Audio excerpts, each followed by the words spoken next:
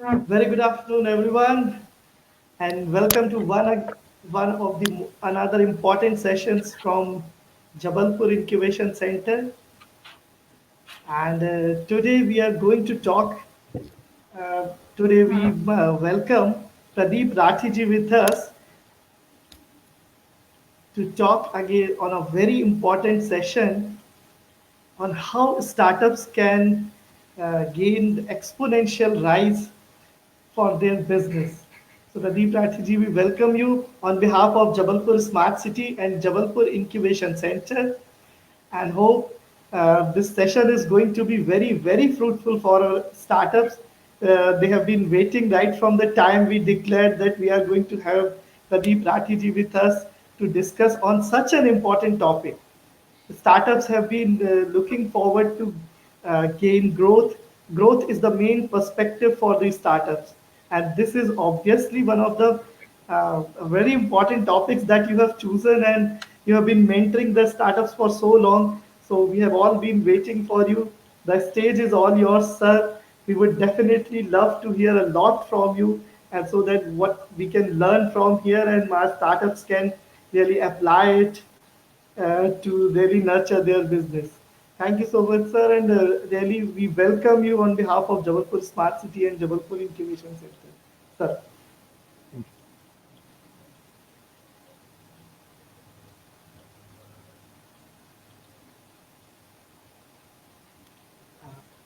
Sir, you'll be sharing your screen with us, some Yeah, yeah, presentation yeah, information. yeah, Yeah, yeah.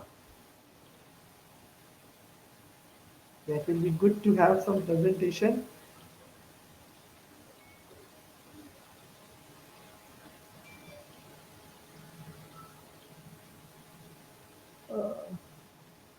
You can just go to the screen share. Screen share, easy.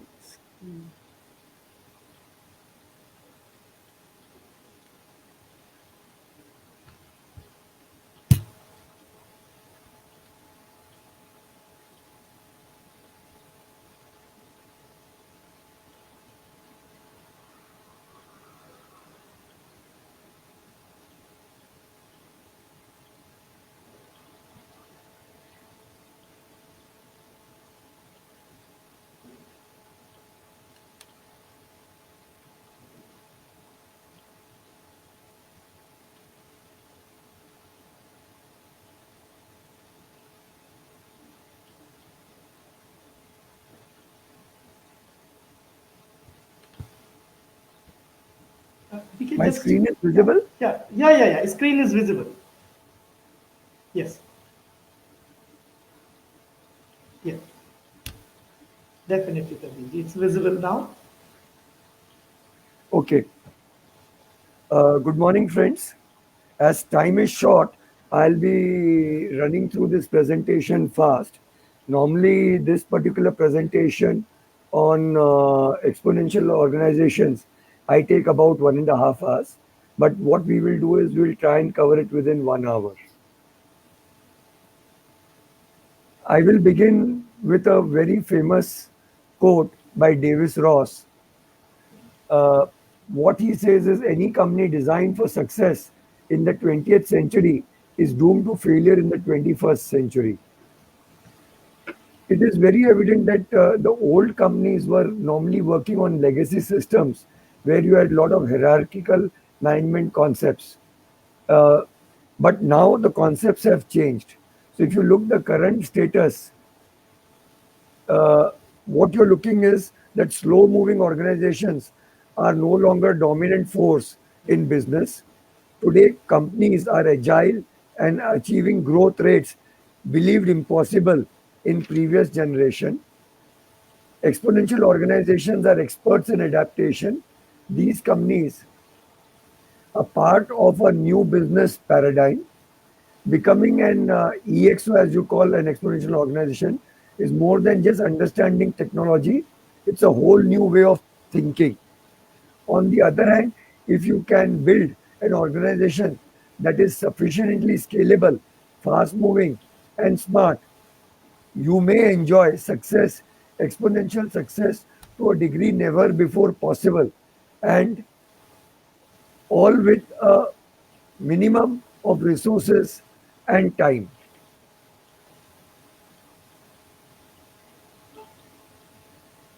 I would like to share my three entrepreneurship mantras that I normally tell every startup. First is information accelerates everything. As industries digitize, hypergrowth follows. Therefore, if you shift your organization to an information based environment, then you can accelerate the pace of growth to an exponential level where performance will double every 2 years provided you concentrate on detecting meta trends and trends consisting of many other trends. The second advice I give, just understanding technology is not sufficient to build an organization, as new technology is already making today's tech obsolete. You need a whole new way of thinking where old top-down risk avoidance approach no longer works. You need to morph into platforms with user communities that can grow forever. The biggest risk for an organization is to take no risk at all.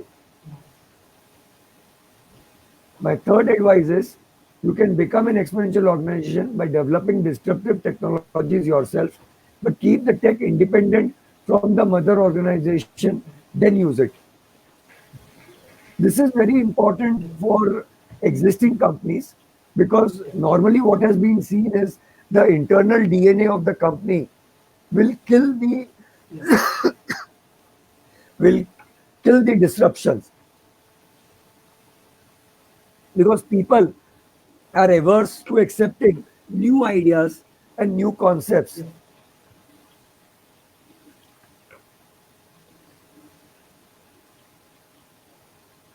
Now, basically, in any company or a startup, there are four basic key tension points. Should it be physical versus digital, real versus virtual, product versus experience, creation of community? So these are issues that every startup has to tackle. Yeah. Now, what needs to be adopted is digitization, demonetization, democratization, dematerialization, deception, and disruption. So these are the 6 Ds which I believe are important for a startup to adopt.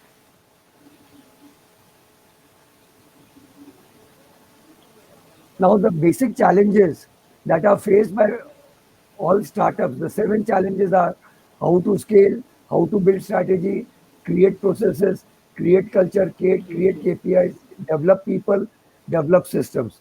This is what we'll be covering as a system as to how we can go about it. Yeah.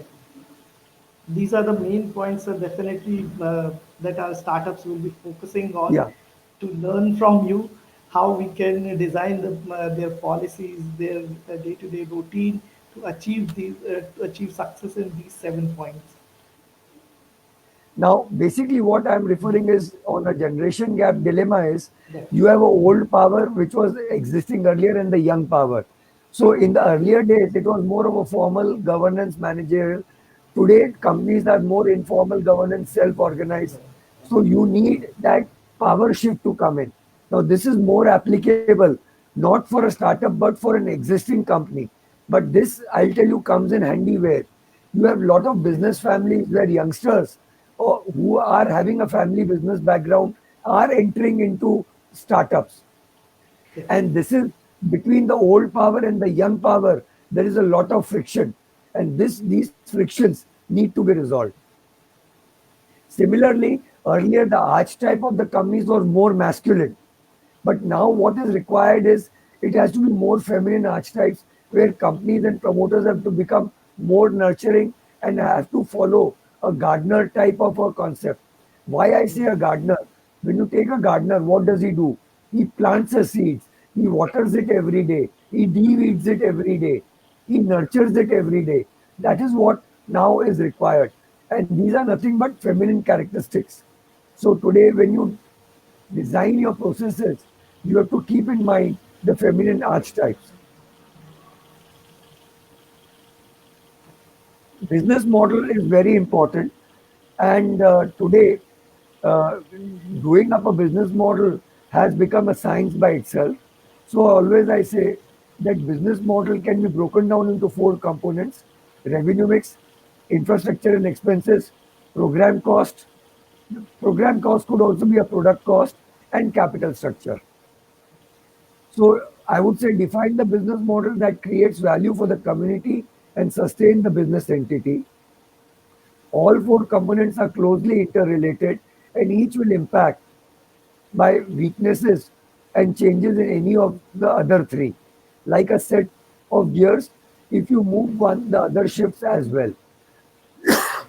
It's a four-step approach to building a business model. Understand the current operating model, diagnose and critical weaknesses, forecast and plan structures that will address the weakness and be effective in the short and mid future, Im- implement the needed and possibly the difficult components. Now,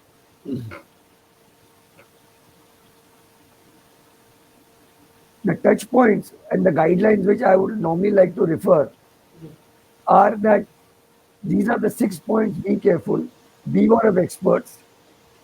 Experts seldom solve challenges or come up with solutions in their field, outsiders do. So this you have to keep in mind that normally experts are the people who will tell you how not to do things. But today when you do a startup, you need to be creative, you need to be different. So you need not follow an expert, you need not follow a set guidelines.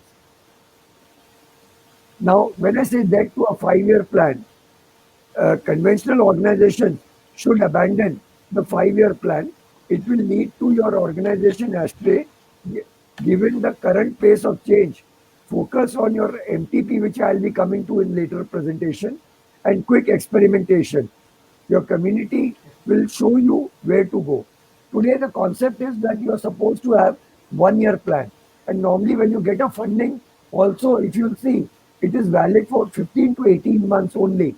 So, planning for 5 years or 10 years has no meaning. Smaller beats bigger. Economies of scale, which favored large organizations, matter far less today. Speed and agility rule. To expand, you must morph into platforms with user communities that can grow forever. Rent, don't own. Today, organizations should possess very little leasing assets, keep costs low and agility high. For little expense, the cloud provides a better computing platform than large organizations with their own server farms. Rent staff members when you need them to build a product. Make sure use affordable platforms. Trust beats control and open beats closed. What I mean by this is today's workers, particularly those who are younger, demand autonomy, flexibility, and openness. More and more, the work that people do require advanced creativity, ingenu- ingenuation, and operations, problem solving. You don't get innovation in uh, command operations. Instead, trust your labor force, give them freedom, and use modern technology to monitor and track their progress. Everything is measurable and anything is knowable. Trillions of sensors will join the billions already in place, blanketing the earth and relaying real time data on every aspect of your life and the tools you use. Leverage these information streams to create new businesses or revenue streams.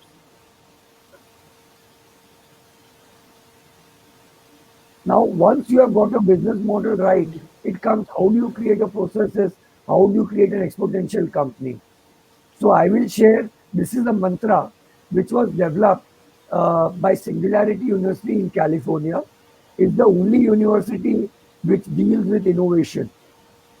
And this is the mantra which is being used by companies like Facebook, Google, GitHub, Airbnb. And all these major exponential companies that you have heard of have been using this particular methodology. This is definitely going to be very important for our startups to understand this, because we have all been following these startups like Facebook, Ola, Uber, and definitely who have Yeah. achieved this exponential growth. So this section is again going to be very important for everyone. So now you can define the formula of an exponential organization equal to MTP plus scale plus idea. Now, if you remember this, you will understand. Now, I'll explain now what it means. Like a human brain has a left side and a right side. The left deals with order, control, and stability, while the right brain deals with creativity, growth, and uncertainty. So, left brain deals with the internalities of an organization, the internal characteristics. The right brain deals with the externalities as to how you would interact, the organization would interact with the outside world. So, when you look at MTP, idea, and scale, MTP is your central part of the brain which controls both the hemispheres and guides. Ideas is an anagram for the internal attributes of a company, and scale is the external attributes for managing a company. So when you look at MTP stands for massive transformative purpose. And when you look at idea, it stands for I stands for interface, D for dashboard, E for experimentation, A for autonomy, S for social technologies. And when you look at scale, S stands for staff on demand, C for community and crowd, A for algorithm, L for leveraged assets, E for engagement. And now we will get into the combination of all the three.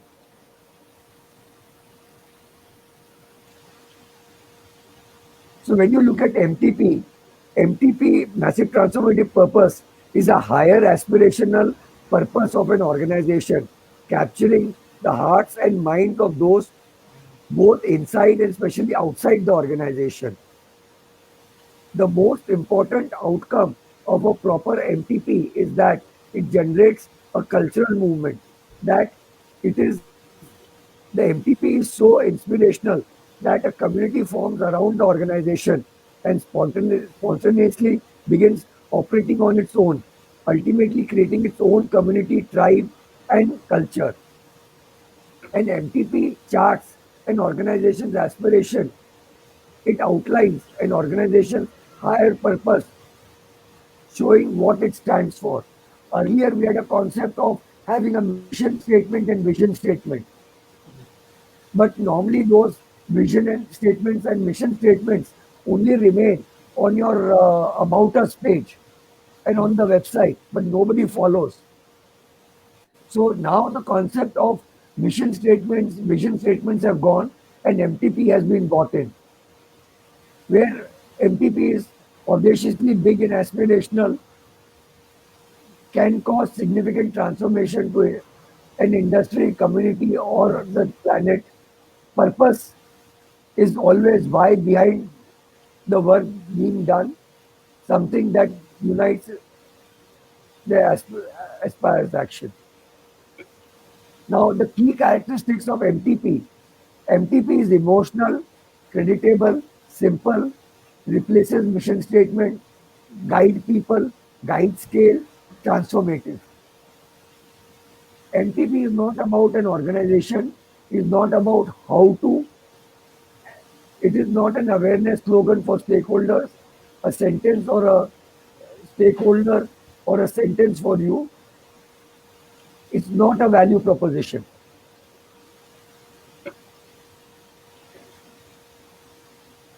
Now, the three steps for creating an MTP is you have to define why, how, and what. How does the organization exist? Define your problem space. How will the organization solve it? Imagine the transformation. What will be the global impact? Make sure it's a global approach.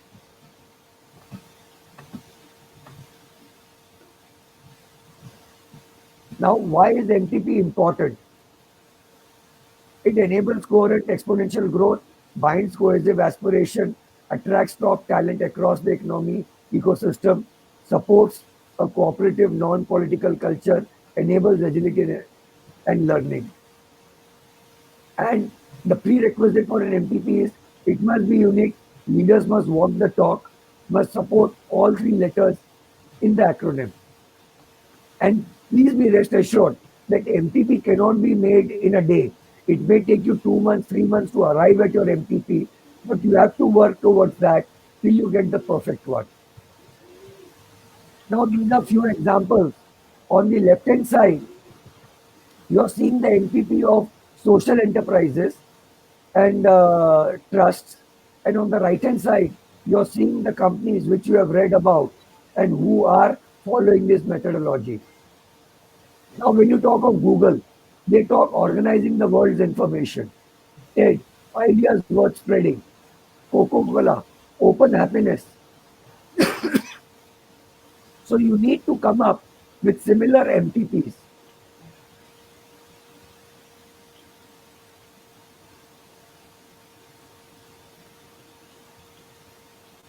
To sum up on MTP, it needs to be uniquely yours, highly aspirational, neither narrow nor technology specific, aimed at heart and mind, declared with sincerity and confidence.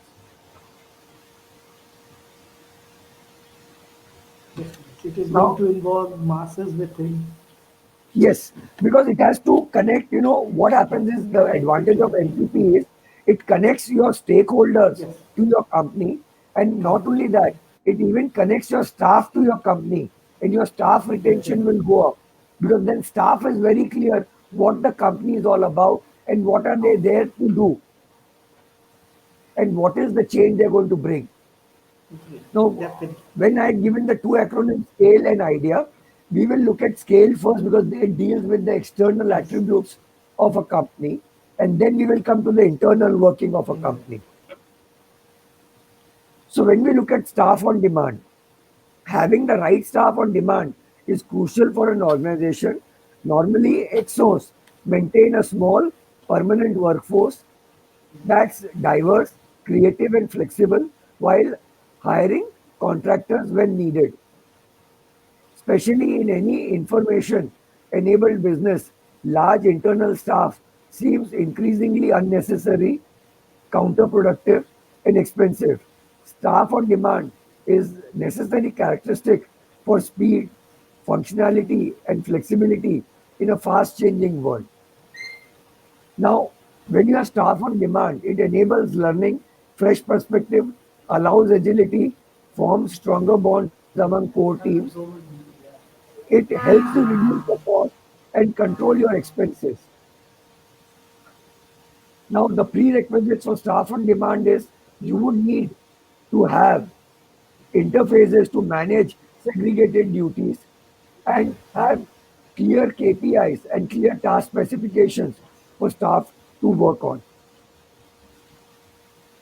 When we look at community and crowd, maintaining a community and a crowd both lower the cost and risk of doing business. Your community is your core team, your users, your customers, your stakeholders, company alumni, company vendors, partners, and fans. The crowd is everyone outside your on demand staff or people you use for validation, crowdsourcing, or even crowdfunding. If you build communities and you do things in public, you don't have to find right people, they find you. True community occurs when peer to peer engagement occurs. There are three steps to building community. Use the MTP to attract and engage early members. MTP serves as a gravitational force that attracts its constituents into its orbit. Second, nurture the community. Elements of nurturing to include listening and giving back. Third, create a platform to automate peer to peer engagement. Now, Why is crowd and community important? Today, your marketing cost and your marketing efforts come down very low and come down to become a negligible cost once you have created a community.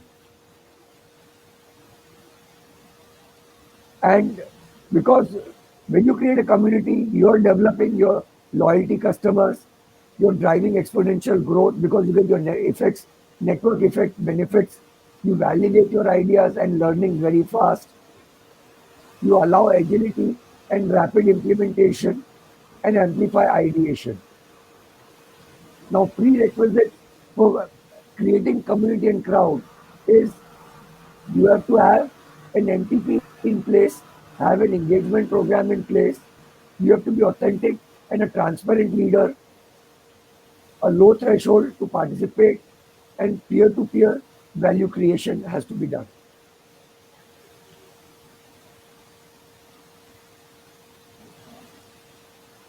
The third aspect is the algorithms. Today, world is pretty much run on algorithms. Particularly, there are two types of algorithms that are at the frontier of this new world: machine learning and deep learning. Machine learning is the ability to accurately perform new unseen tasks, build on known properties, learned from training or historic data, and based on prediction. Deep learning is a new and exciting subset of machine learning based on neural network technology. It allows a machine to discover new patterns without being exposed to any historical or training data. To implement algorithm, you need four steps. First is gather. Algorithmic process starts with harnessing data which is gathering via sensors or humans or imported from public data sets. Second, organize. The next step is to organize the data, a process known as ETL, extract, transform, and load. Third, apply. Once the data is accessible, machine learning tools such as Hadoop and Pivotal or even open source deep learning algorithms extract insights, identify trends, and tune new algorithms. Ex- Expose is the final step. Final step is expose the data as if it were an open platform. Open data and APIs can be used to enable an organization community to develop valuable services, new functionalities, and innovation layered on top of the platform by remixing the organization's data with their own.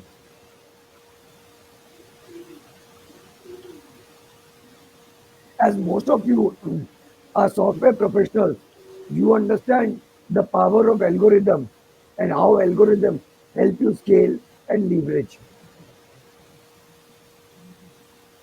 So today, what is more important as a prerequisite, apart from knowing the machine learning and deep learning techniques, is also having a cultural acceptance to accepting the data and the algorithms. The L in externalities of scale stand for leveraged assets. It isn't necessary to own assets anymore. You just need to access them and be flexible about it too. This practice optimizes flexibility and allows the enterprise to scale incredibly quickly as it obviates the need for staff to manage those assets. Now, ownership, the non ownership then is the key to the owning the future, except, of course, when it comes to scarce resources and assets. When the assets in question is rare or extremely scarce, then ownership is a better option. But if your asset is information based or commoditized at all, then accessing is better than possessing. The best example of this is Uber, Ola, where they don't own taxis, but today still they are the largest tax hailing companies. But when you come up with leveraged assets, you have to be very clear that you have to create an ecosystem where these assets are abundantly and easily available, and you create the right interfaces to interact and manage them. And the last E, the engagement. Engagement is a crucial for an organization. Networks, games, competition, and positive feedback loops are the ways of engaging people. Engagement helps inject your organization with new ideas, paving the way for innovation. The key attributes of engagement include ranking transparency, self efficacy. When I say self efficacy, I mean sense of control, agency, and impact. Peer pressure, what I mean by peer pressure is social comparison, then eliciting positive rather than negative emotions to drive long term behavioral change, instant feedback. What you need to do is create short term feedback cycles. The next is clear, authentic rules, goals, and rewards. Only reward outputs, not inputs. And finally, virtual currencies or points. Properly implemented, engagement creates network effects and positive feedback loops with extraordinary reach. The bigger the impact of engagement technique is on the customer and the entire ecosystem. However, these techniques can also be used internally with employees to boost collaboration, innovation, and loyalty. Now we shall look at the internal attributes, the idea for managing a company that are required. So when we refer to I of idea, I mean interface. Now interface connect the scale externalities such as your community with the organization internal working. You need interfaces to manage work and project and send them into the world. So, what is important about interfaces? It should act as a filter for external abundance into your internal values, a bridge between the external growth drivers and internal stabilizing factors. Automation allows scalability.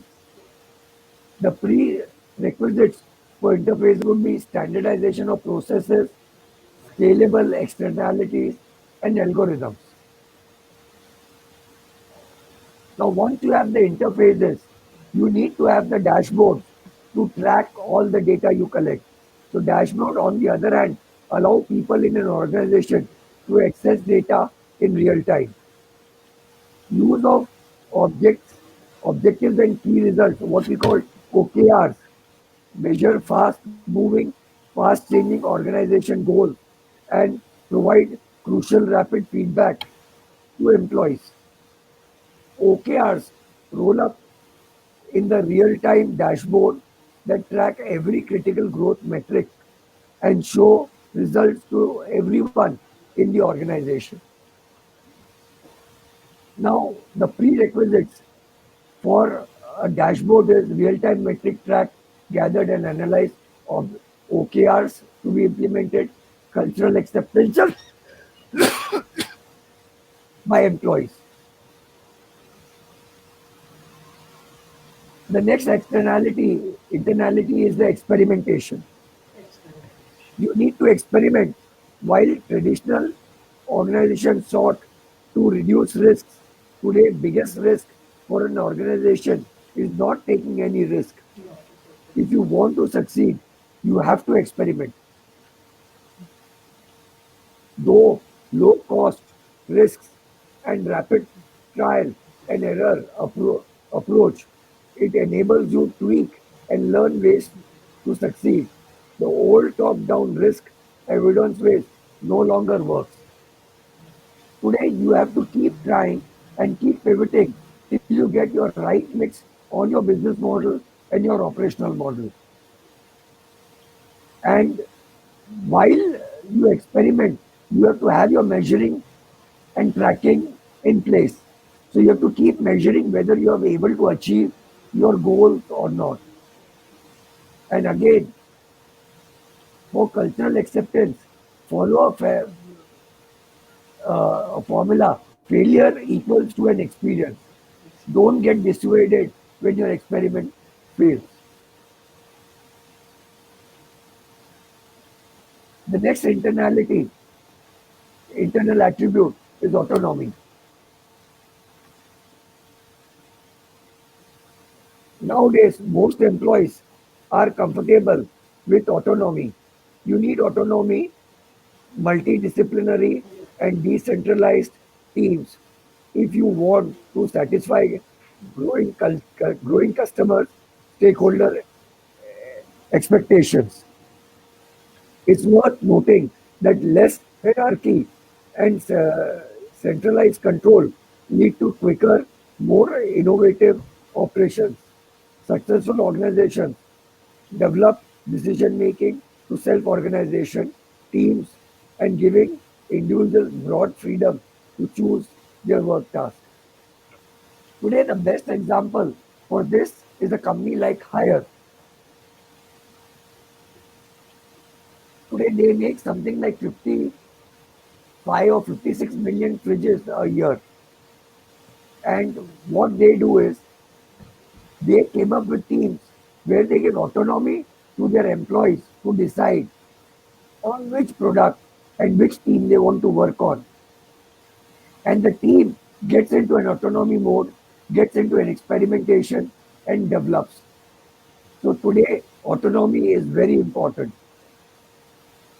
Now, when you look at autonomy, you can look at an organization with holocracy and without holocracy.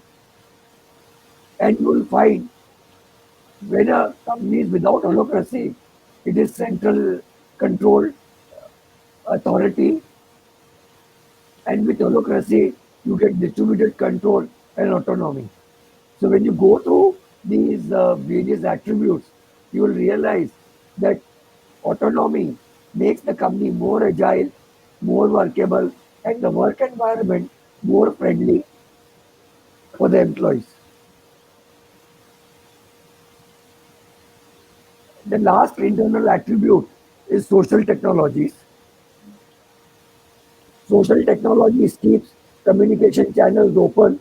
More communication allows for greater transparency, and importantly, this keeps the organization connected to its massive MTP, massive transformative purpose. Social technologies and networks enable connect employees to each other, to stakeholders, and to real-time information. It also enables share, schedule, tasks, lists, files, and virtual workspace, allowing people to collaborate from anywhere, anytime.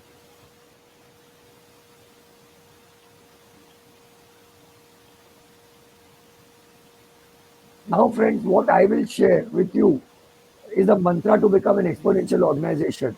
You have seen the external and internal attributes. Now, if you implement any four, it may happen that all these 10 may not be applicable to your company or you may not be able to implement. All you need is to implement for any four of them. And believe me, along with the right MTP, you will be on the path to becoming an exponential organization. Now, if you look at these companies, these are the companies which have implemented all the 10 attributes and the MTP.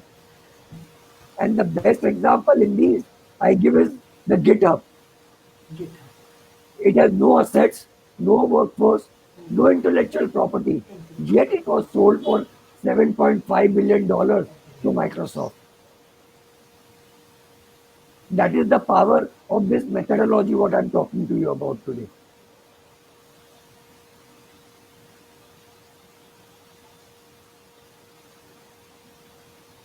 So, to sum up, I will say use the power of collective by collaborate with incubators, accelerators, and hackerspace.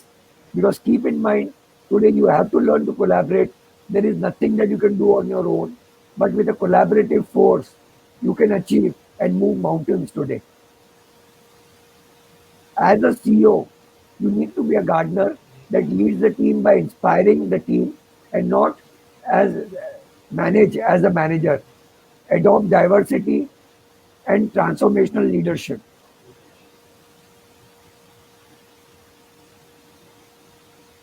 Learn how to scale technology. Now it's time we learn how to scale the organization. This is the new age call for a different solution to building new business, to improving rates of success, and to solving the challenges that lie ahead. Now, for you all have must have seen a business canvas, and I'm sure that at the incubation center you all must be filling up. Now, this is a business canvas for an exponential organization. So, which is this is very different. So, you can go about defining this to implement and come up with your processes over and above your business canvas.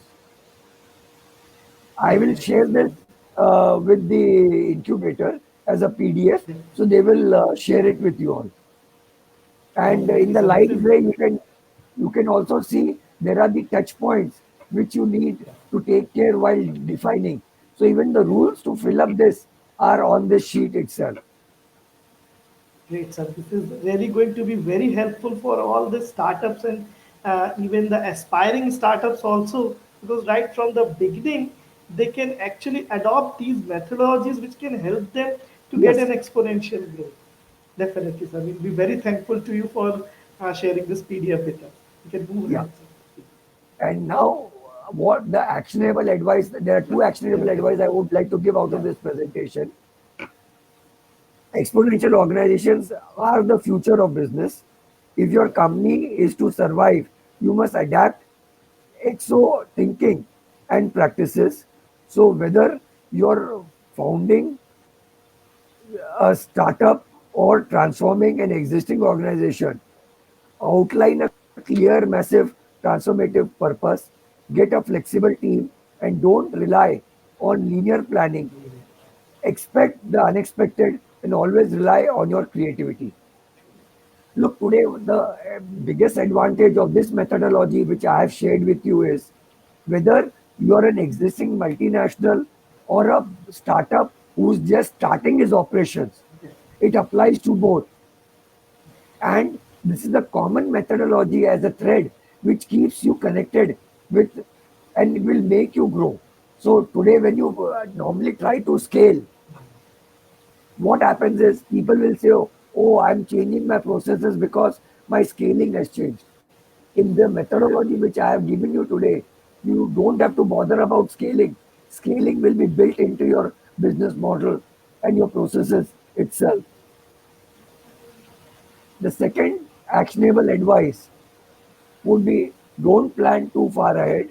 Remember that most successful EXOs don't outline plans more than a year out. The 5 year or 10-year plan huge companies use to create will only weigh you down in today's business world. Instead, be prepared to face unexpected challenges and tackle them with a creative and open mind.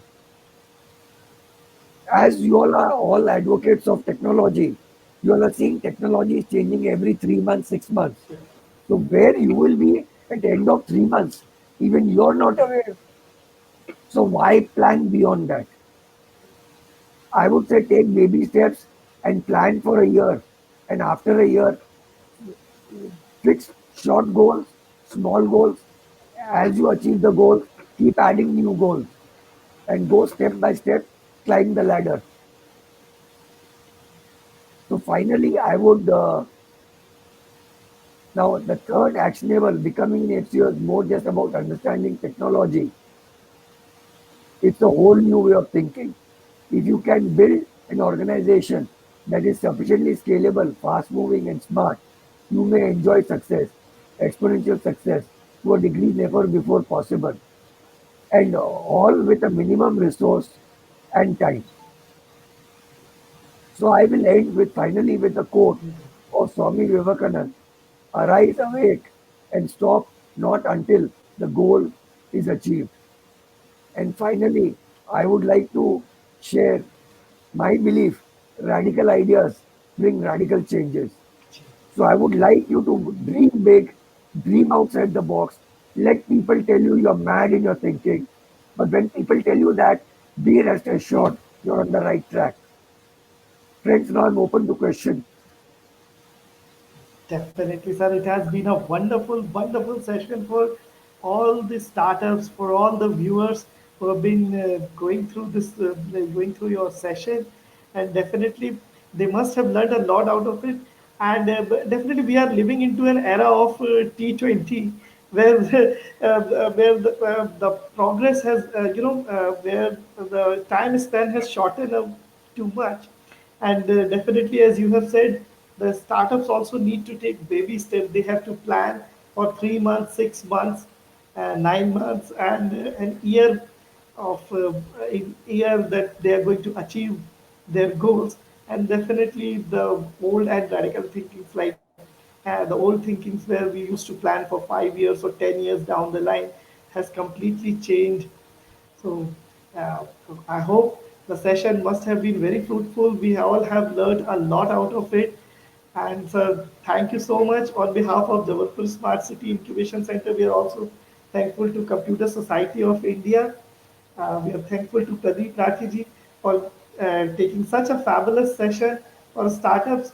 And you can definitely, after the session also, the startups or the viewers can post their questions on. We are available on all 3 pages of Jabalpur Smart City, Jabalpur Incubation Center, and Incubation Masters. Thank you, sir. Thank you very much once again. Pradeep Rathiji, thank you. Thank you, all our viewers, for joining us. Next, we'll be planning another fruitful session for you all very soon. Keep looking for it. Thank you, everyone. Thank you.